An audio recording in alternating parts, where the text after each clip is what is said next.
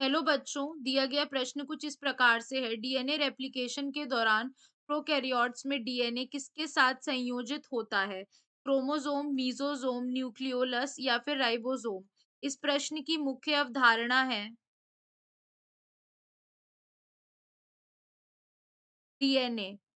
अगर हम बात करते हैं डीएनए की, जिसे हम डीऑक्सी राइबोन्यूक्लिक अम्ल कहते हैं, यह जीवों में या फिर जीवों की कोशिकाओं में क्या होता है? एक गुणसूत्र होता है। एक गुणसूत्र होता है। अगर हम बात करते हैं प्रोकैरियोट्स की, तो जो प्रोकैरियोट में एग्जाम्पल हम ले लेते हैं, उदाहरण के तौर पे हमने ले लिया जीवाणु।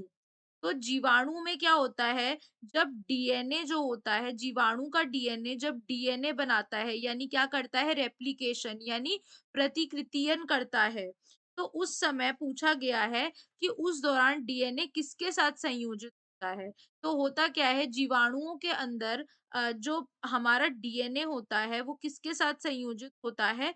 एक होता है वहां पर एक कोशिकांग होता है जिसे हम कहते हैं मीजोजोम। ये मीजोजोम जो होता है, यह क्या काम करता है, श्वसन का कार्य करता है और साथ में डीएनए का द्विगुणन भी करता है। डीएनए का द्विगुणन ही करता है। तो या होता क्या है, हमने एक उदाहरण यहाँ पर अपने चित्र से समझते हैं।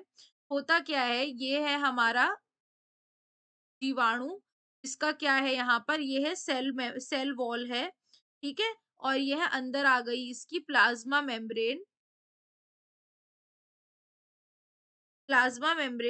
तो यहाँ पर क्या होता है, यहाँ पे मीजोसोम पाया जाता है, जिसके चारों तरफ यह गुणसूत्र लगा रहता है। तो ये क्या कर रहा है, अटैचमेंट साइट देता है, यानी जुड़ने का साइट देता है किसको, डीएनए को। ये क्या है हमारा क्रोमोसोम।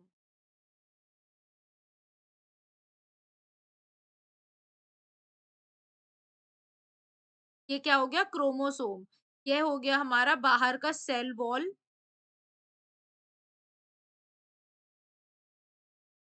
ठीक है? और ये हो गया हमारा मीजोसोम।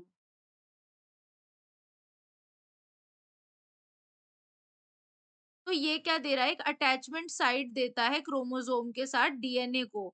तो इस वजह से हम ये कह सकते हैं, यह कोशिकांग जो होता है, यह क्या किससे संयोजित होता है, डीएनए से संयोजित होता है, किसमें, प्रोकैरियोट में, जैसे कि जीवाणु हो गए। अब पहला कह रहा है गुणसूत्र, यह गलत है। दूसरा कह रहा है मीजोसोम, जो कि सही है। तीसरा न्यूक्लियोलस, तो जीवाणुओं में न्यूक्लियोलस नहीं पाया जाता, जिसे हम क्या कहते हैं, केंद्र का भी कहते हैं। राइबोसोम, ये भी गलत है, क्योंकि यह प्रोटीन का निर्माण करता है। तो सही उत्तर क्या हो जाएगा हमारा, ऑप्शन बी। आशा करती हूँ आपको समझ में आया होगा। धन्यवाद।